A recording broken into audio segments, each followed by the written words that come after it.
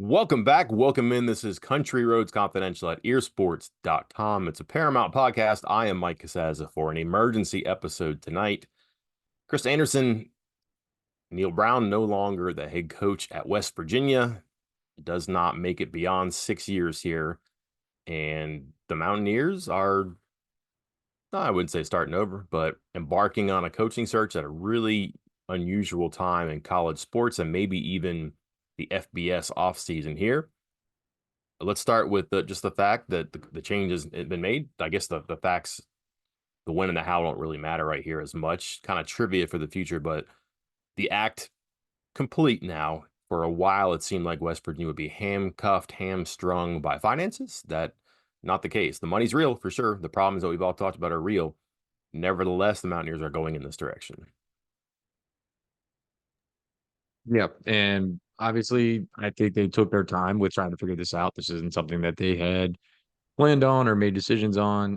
Just despite what some people, I don't know who's saying it, but I'm sure there are people who are going to be saying it. Oh, this decision was made weeks ago. That Ren Baker and West Virginia took their time trying to figure this out, checked all their boxes. Again, you said the money.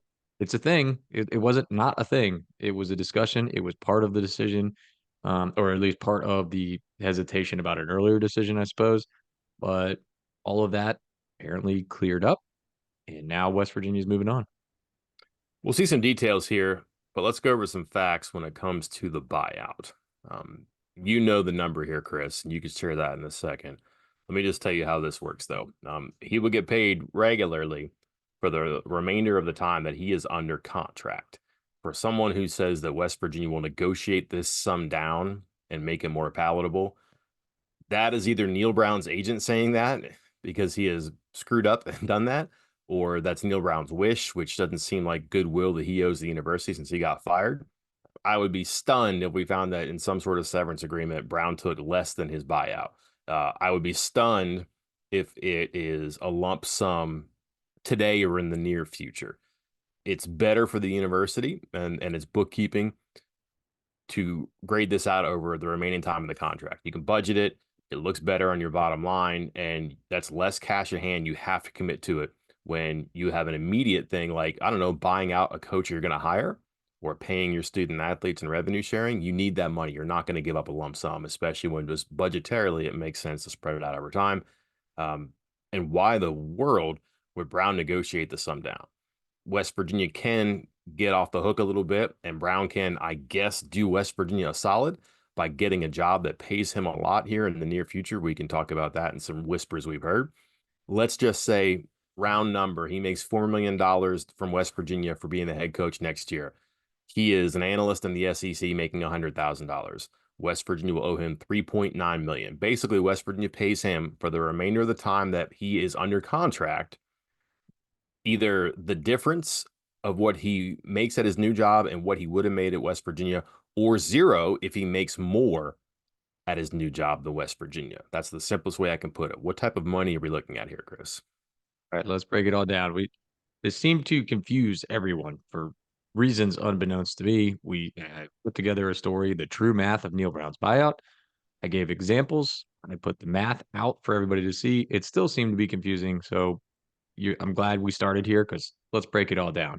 Okay. Um, with the new contract, because this was the big debate, the new contract versus the old contract, how is it different? West Virginia, first off, West Virginia still has to pay him for the remainder of this year. And one game left, no games left. None of that matters. It's all about the months left until the end of the calendar year. You are paid monthly or biweekly, whatever, like throughout the whole 12 months, not just during football season. So Neal Brown is going to be paid the remainder of this year's contract, which what did it go through the end of January or end of February, whenever the crosses over to the quote new year.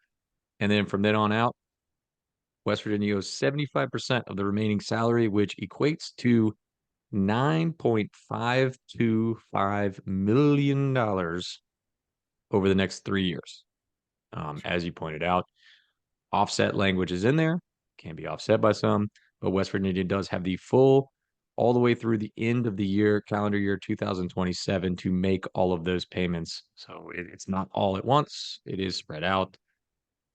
Would you like to know how much that is more than it would have been under the old contract, or do we even want to I bring that up? I do indeed, Chris. Okay, I'm glad you asked then. Uh, Technically, $925,000 more if they had fired Neal Brown at this exact same point compared to the old contract. Technically, 825 because his salary for this past year was $100,000 less than what it was for the past year. So the true difference, I would say, is $825,000. Still more than what they were planning on it, but to your point about the budgeting, present value of money, all of these fancy economic terms that some accountant will probably figure out some fancy way of making this go away.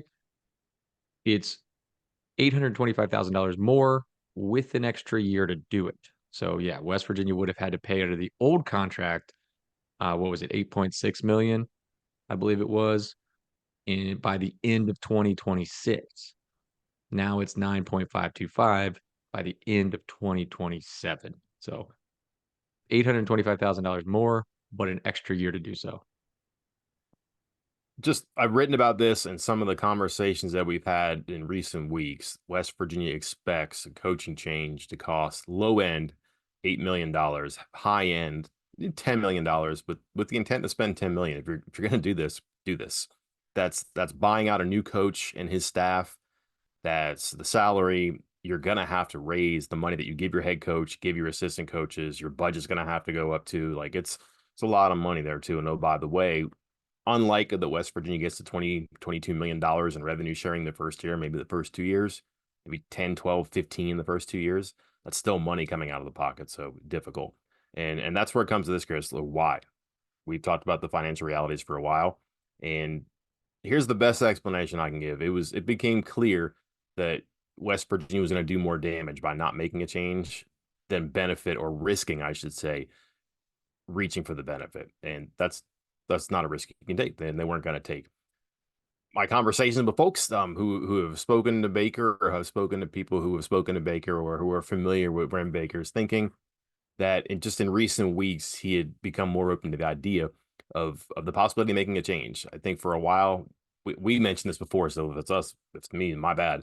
5 and 7 coming back was a possibility because the money's huge, and you could say, man, if we just increase our support for assistant coaches, for the budget, for recruiting, for NIL, all that stuff, and let this guy do the job with creative support, blah blah blah. You've heard this before. It just became clear that wasn't going to be the way to go. And candidly, quietly, but sooner or later, clearly, it just came out to be the case for him, for the administration, that if you want to make this change, do not let the money stand in the way. Because if money matters, you have to understand the other side, and which is, if you don't make the change, then what that might be. Chris, it's impossible to ignore just indifference, apathy, anger, infuriation. Just people were out, and 6 years is a long time to not turn the corner. And I just think that Baker, the people in his orbit, all the way down to fans, just could not talk themselves into chasing the reward and riding the risk into the future. When you and I did a 3-minute video earlier this fall, it was asked, is this the strangest time to be covering WVU football? You had stranger times. I'm certain there were stranger times, but I think I said this is the most apathetic time I've ever seen from fans. It's the most, there is no joy. Like even in wins, it was anger or apathy. And we noted that apathy was actually worse than anger. That that is when the money dries up. That is when the fandom stops. And yeah, you start doing the math on, oh, losing season tickets, losing just regular tickets. You're seeing, the stadium 2/3 filled, and not getting all of the, amenities around town that are bringing in money for the whole town, the whole school, everything like that. It's just not happening. And even something that somebody else brought up in a mailbag earlier this season, where it wasn't even in the mailbag. It was during the discussion after the mailbag. And I talked about some of the assistant coaches. And it was like, I was like, hey, there is still the possibility of, yeah, you're going to have to make massive changes to the coaching staff. And the user, and I'm sorry, I don't have it in front of us. We're doing this kind of on the fly here. Pointed out, yeah, but every single one of those assistant coaches if money is an issue and then you're firing the assistant coaches and you're having to get a whole new staff, all of a sudden you're out several $1 million because you're firing coordinators and assistants and then rehiring new coordinators and assistants. If you're already going that step, if you're already going 5 million to overhaul the coaching staff, why not go the extra couple million and just start from scratch with everything? And Mhm. that was not wrong. Like once you started looking at those numbers, and again, I'm sure everybody in the athletic department, not just with that aspect of it, but everything with again with the ticket sales and everything else, is just and donations, numbers that we're not privy to that are not public of Mhm. money coming in. They just said that's it's just not going to work anymore. Now it's moving in the negative, and we have to make a move. Yeah. Here's another compelling argument that I heard and I had to believe was effective here. West Virginia fans will come around. They will. And you could look at the 2022 season where, I don't know, I thought he was toast after that. I wrote about it as well. And new AD comes in, the team goes 9-4, and everybody's kind of jazzed about the future. And what happens, Chris? Great offseason of publicity, open doors, a lot of eyeballs on the team. Everybody's feeling good. A slightly better preseason recognition for the program on the media side, whether it's polls or people getting all conference or all America predictions, so on and so forth. They sell all their season tickets with a boost from Penn State. I get that, and I understand that the Pat McAfee thing is largely his creation. Like that scene is his, but that was a wild scene. The fans will come around. They'll also go away. And to think that you can't turn this back around quickly nowadays is nonsense. You can look around and see any number of first year or second year coaches in power conferences or even in the mid-major conferences that do it quickly. And here's the thing that probably did in Brown. You start 3-0 next season, which is very reasonable. Brown's been 0-1 for 4 straight years. He's never beaten the first FBS team on his schedule, 0-10. He's 3-7 in openers, but he's going to get a win next year because it's Robert Morris. Then you go to Ohio. Probably should be 2-0 there. Pitt, it's a home game. I don't know what Pitt's going to be like next year. What if it's 3-0? Fans would go a lot further with a new coach at 3-0 than they would with Neal Brown. And if you make this change and you go 3-0, you go 2-1, if you have a great offseason and you have a good non-conference schedule, it's back. Whatever you lose by getting rid of Neal Brown right now, you probably gain back double, at least the same amount, right? You gain that back. You're not at a deficit by having a good non-conference schedule next year. And by the way, if you looked at the Big 12 schedule next year, it's not impossible. It's not. And I just think that that line of thinking that eroded the support for Brown, and it made people think like, man, all these things that we hear about how it's hard to do this, there's impediments here, which largely comes from inside the program. There's another side of that too on the outside where things can change internally, of course, but also externally. That's powerful because, again, I understand 85 players on scholarship, 105 on roster, 10 assistant coaches, one head coach, blah, blah, blah, blah. It's about the 60,000 people in the stands. It's about the people who buy your t-shirts and your popcorn and buy season tickets to park at games. You can't shut them out, and you have to have faith in them. I think that was probably a powerful part of this. So can we start talking about moving forward now then? Where and how, right? Now, as I say, specifics, go check the message board. Mike has boarded it up. So go read all of that. That's if you we might mention a name or two here, but that's where the really juicy info on that is. VIP members, get in there. Amazing deal going on the site right now. Hop in, sign up, get it. Who knows? I mean, I think it's 50, 60, 70% off. Lord only knows what it might be right now. CBS loves coaching changes, so they'll jump Mhm. all over that. Um, but what you know how they when a lot of coaching changes, or at least they used to be the thing, where you had an offensive coach, it didn't work, so now you got to go with a defensive coach. You had a defensive coach to go and so on and so forth. First question: what is Neal Brown? Is he an offensive coach? Yes. Okay, so does that mean West Virginia must go with a defensive coach this time around, I think or that's is the or is that line recommendation. of thinking out of like outdated? I think that's the recommendation. And it's hard to watch West Virginia's defense the past couple of years and say they should keep doing this. They should have this profile of their program. They shouldn't. If you go back when West Virginia's been very good, not for one season, but for prolonged times, they've had great defenses. They've had really good defenses. They've had defenses better than what they put in the field this year. They've had great quarterbacks, running backs, receivers, offensive line. I understand that. But I think if you if you want like your thumbnail sketch of West Virginia, the program, which is, an image of the state, you kind of have that presence, that attitude, that physicality, that edge as a defensive minded team, as a defensive program.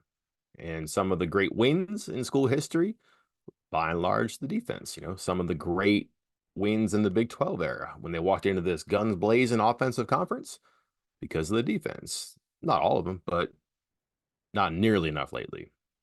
Their offense has been okay. It's been problematic at times, but they've had some of the worst defenses and defensive units in the country. And that's trouble.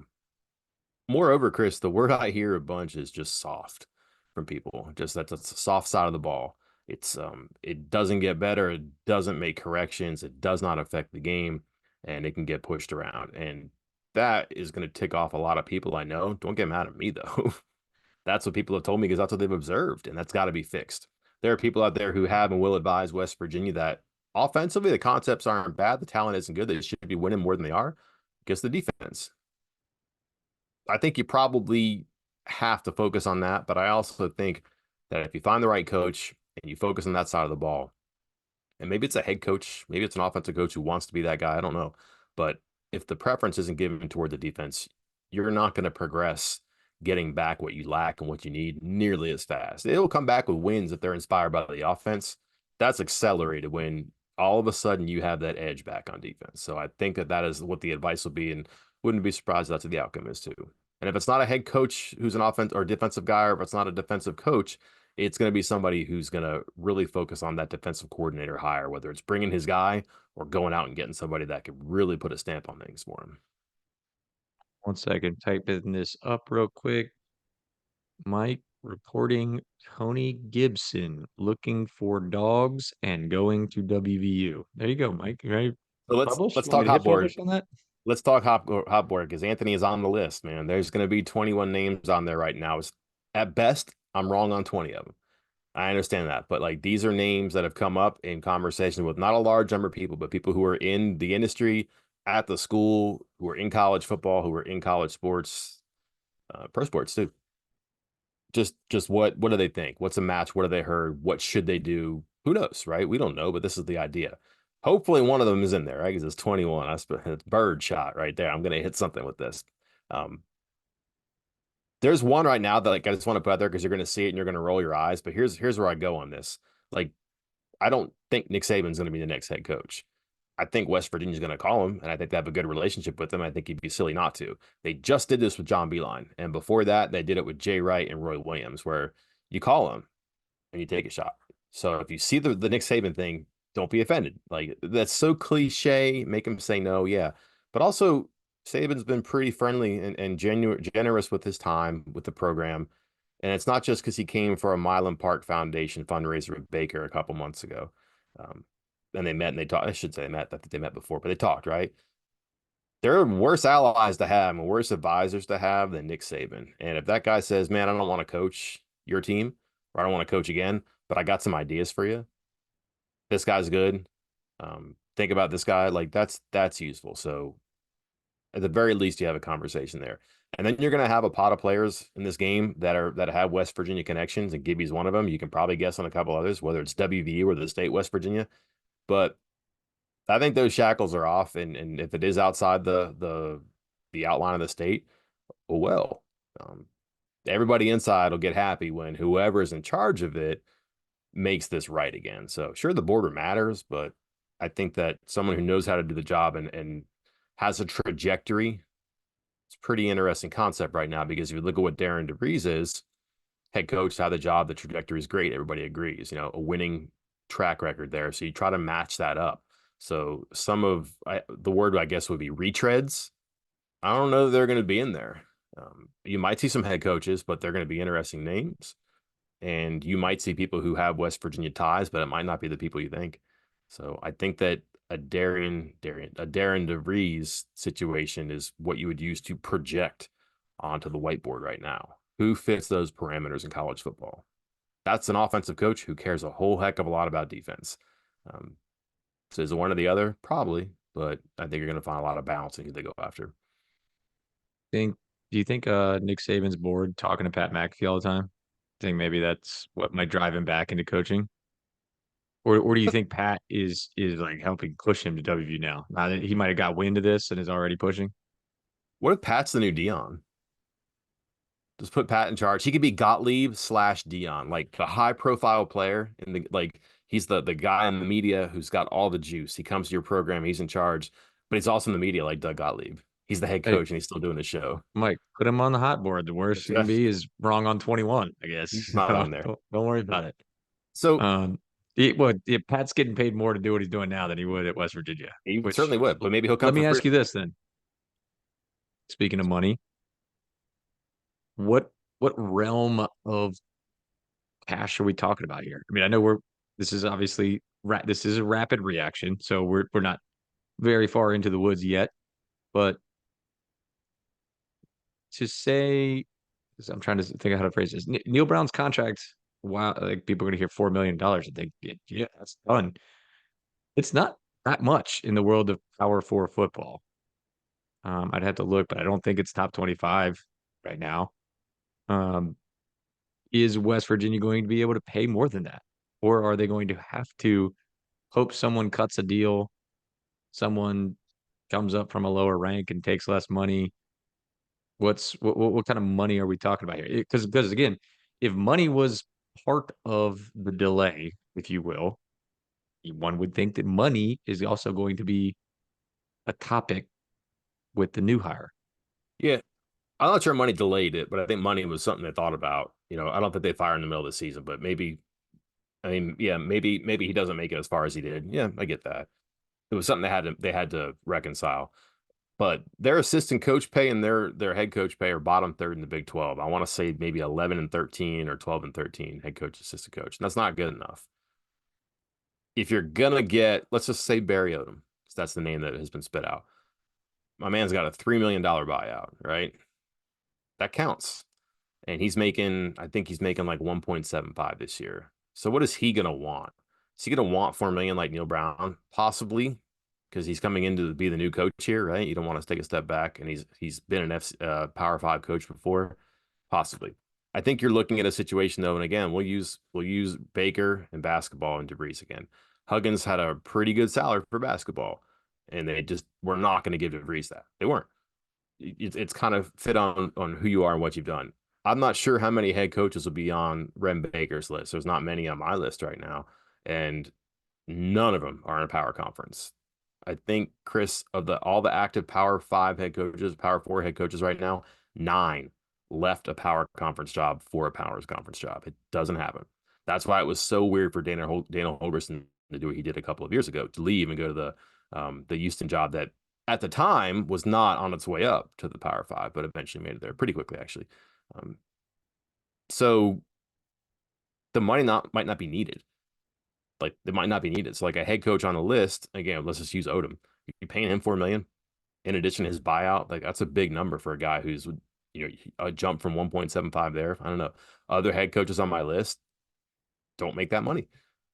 And they're, none of them are Power Five conferences. One was a Power Five conference. So that's names I've heard, I believe, but they're not going to fetch that money. Now, the other thing is you're going to have to get a good coach. You're going to spend money, but you're going to have to make sure your coach has the staff right away. That's where the investment has to be. They got to get that number from whatever it is, 12 or 13 for assistant coach pay. They have to get that to the upper middle, like not number 8, but like 6, something like that, just because you need to make this work. You have to invest in it. You get your coach, that's an investment in itself.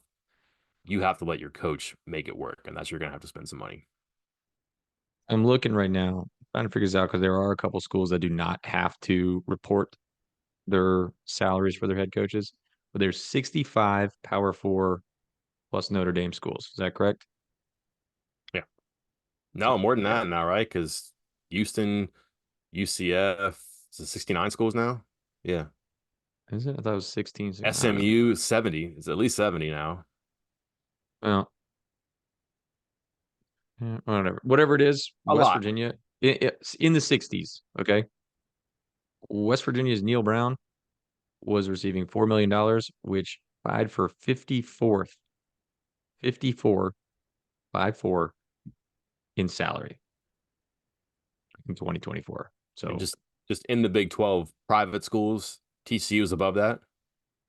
I don't believe Kalani Sitake is at BYU because they're private too. Is Baylor reported?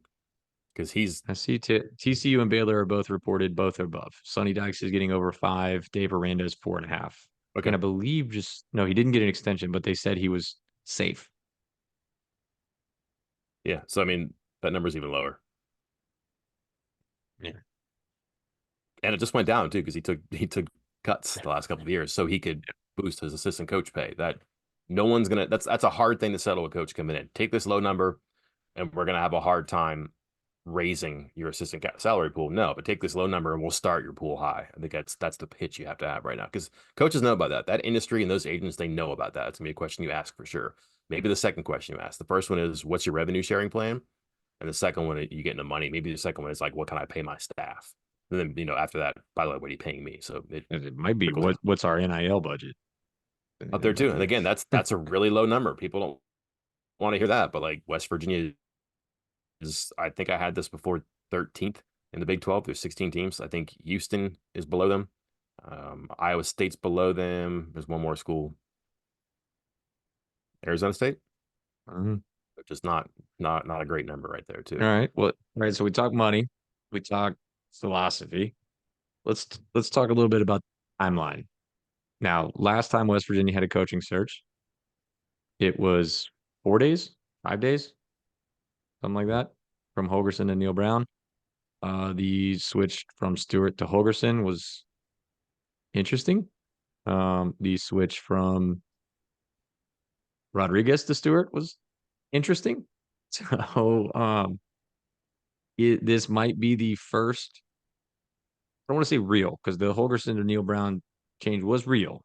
It was just late. It was non-traditional. It was after New Year's to avoid, the extra payout to get out of it, liquidated damages, whatever we're A going to say million here. bucks. $1 million. Yeah. It's not small money, but waited till after January 1st to do it. So it was different. It's non-traditional.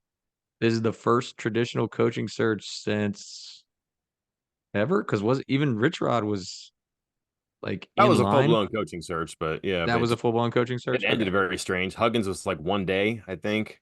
Then you had Yeah. the Josh Eilert one, DeVries.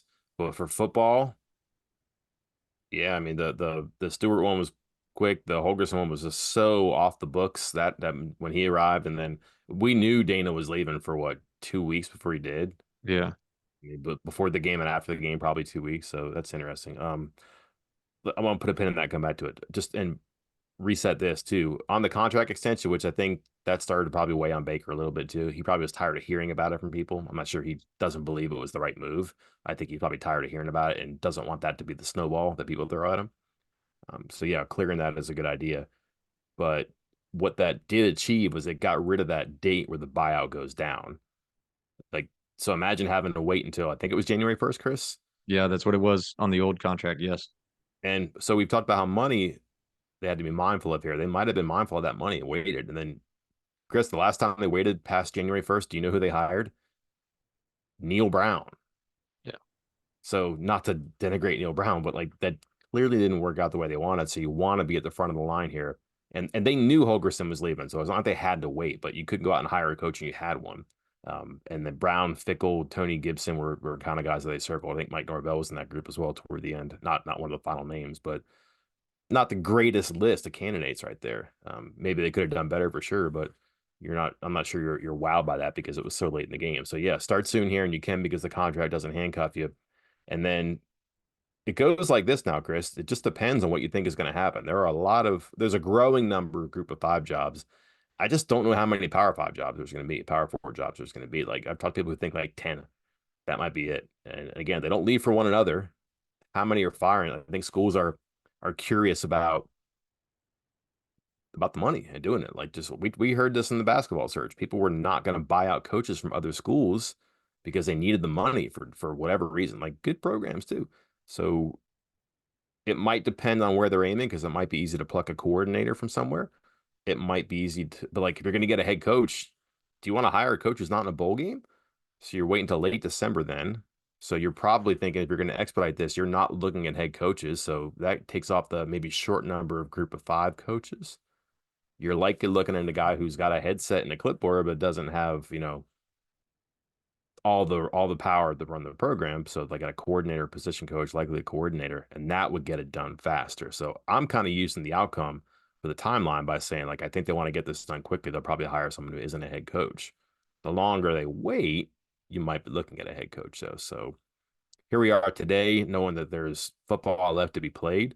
I don't anticipate anybody from a playoff team being on West Virginia's radar. Let me think that in my head right now. If I am, there's not many. There's not a large number. So if people who are going to be in bowl games, head coaches might leave a bowl game. That's not unusual. Guy leaves a group of five program to be a power four head coach. That happens for sure. Coordinators for sure. They might want to work that last game. Assistant coach might want to work that last game of the team. This probably should be sewn up like comfortably before Christmas, though. Like Some key comfortably dates. before Christmas. Yeah, and some key dates. Not that they are going to make decisions on these dates based off of these dates, but December 4th, signing day, December 9th, transfer portal opens for everyone. Uh, December 28th, transfer portal closes. Just put them out there. Just some dates to know. Again, you're not going to force your coach if you're coaching higher because of those, but they're there. That you have taken note of them if you're an athletic director. One question for you before we go here, and because you're better at this than I am, effect on the roster, transfer portal, recruiting, um, all that stuff. Spitball here. What do you think?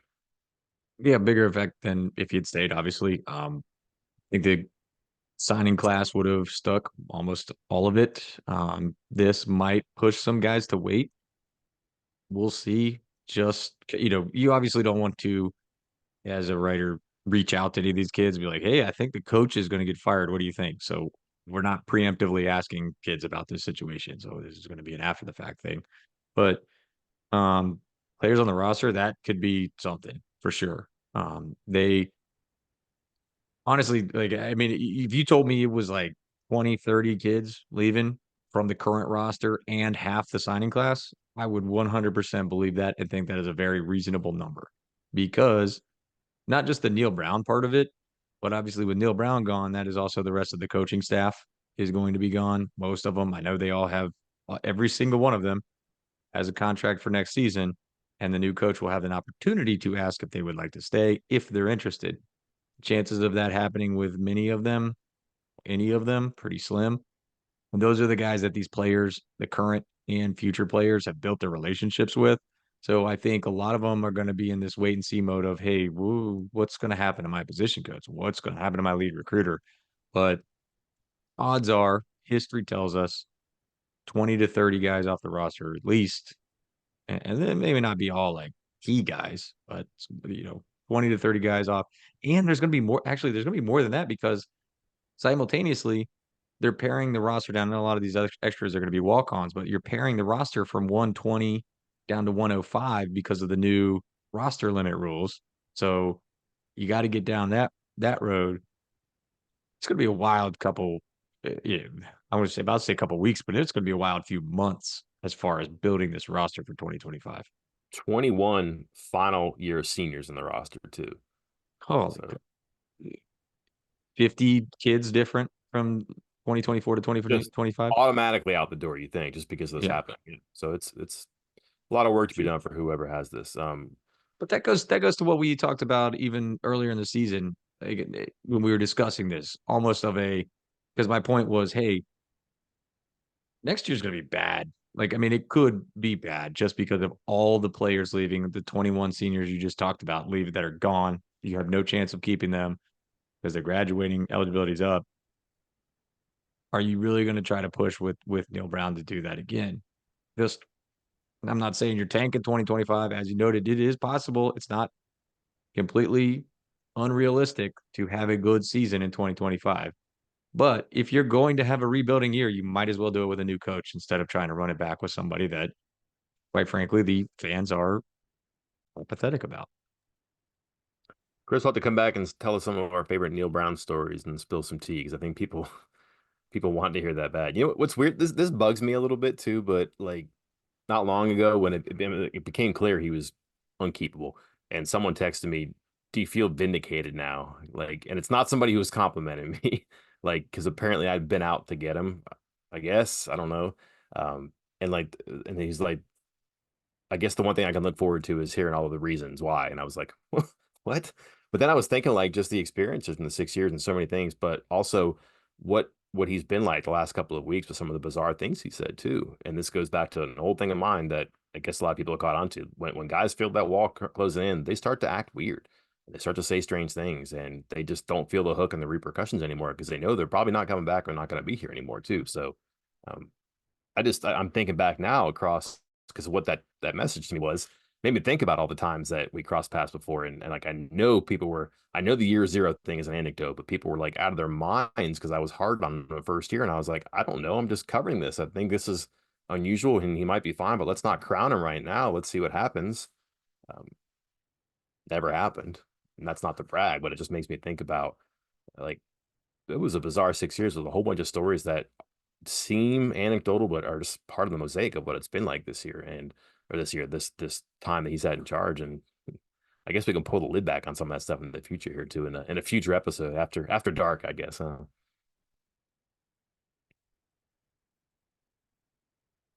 Yeah, save that for after one of the Christmas parties, Mike, and maybe we'll hop on here and talk about it. But It's just a lot to, I guess, pack. What's the opposite yeah, of unpack, right? There's a lot to pack here, literally to pack, because some of the stuff may explain. Who knows? I think there's a lot that people would like to know about what's happened, what's happening, but also what's happened in the past too. And I don't know, maybe there's a time and a day for all that. We'll see in the future. That'll wrap it up here. Neal Brown out.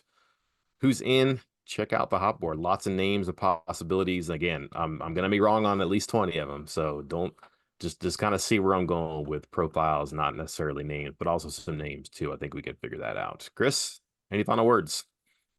yeah, no, this is the time to hop on. So many of you guys that are longtime listeners, longtime members, you jumped on during the transition from Dana Holgerson and Neal Brown. Bless you for sticking through all of that. But there was a lot that went on those 5 days, and I imagine that this search will probably be longer than 5 days. So buckle up, join up. If you're not a member, go over to earsports.com right now. Hop on the deal. Again, it's 50, 60, who knows how many percent off right now, but take advantage of it right now because it's not going to get much better than this. And there is going to be a lot of information coming. Until then, I'm Mike Casaza. And I'm Chris Anderson. We will talk to you then.